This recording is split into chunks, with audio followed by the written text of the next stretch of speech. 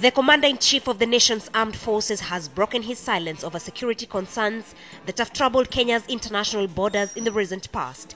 President Kibaki addressed the recent killings of Kenyans in Turkana district, as well as the invasion of Kenyan territory by Merile militia from Ethiopia.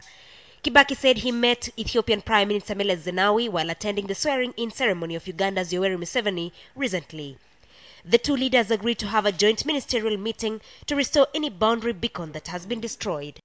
My government responded promptly to this security challenge by deploying additional security personnel.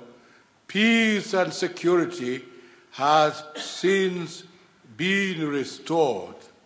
On Wednesday this week, Prime Minister Raila Odinga blamed the military for failing to prevent the Turkana massacre, in which Kenyans who had crossed over to Ethiopia to buy food lost their lives. Mr. Speaker, I want to say this very clearly in this House, that this message goes right deep, because we spend a lot of money, Speaker, in our military. It is a failure of our military. Raila's assertion seems to have been the cue that prompted the president to speak.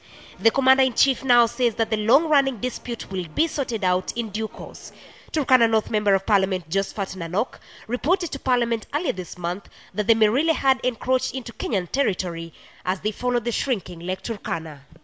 I am confident that the joint ministerial meeting will resolve outstanding border issues and facilitate the harmonious coexistence of the various communities living along common border.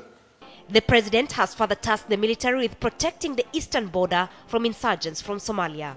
These challenges have been worsened by the proliferation of small arms as well as the recruitment of Kenyan youth into radical insurgent groups. The president says the government has deployed security personnel to secure the border with Somalia and to ensure fighting does not spill over to Kenya. Border disputes are not new to Kenya. In 2009, Kenya and Uganda were caught up in a protracted dispute over a tiny island in Lake Victoria, Migingo. A team composed of representatives from both countries embarked on a survey mission. The team, however, failed to resolve the dispute when a new disagreement arose over Pyramid Island and other reference points to be used in the survey. Now, a second island, Ugingo, is set to be the stage for the next conflict between the two countries. Uganda, which says Ugingo is the island on colonial maps that Kenyans have been referring to as Migingo, has deployed marine police officers to Ugingo, sparking fresh protests.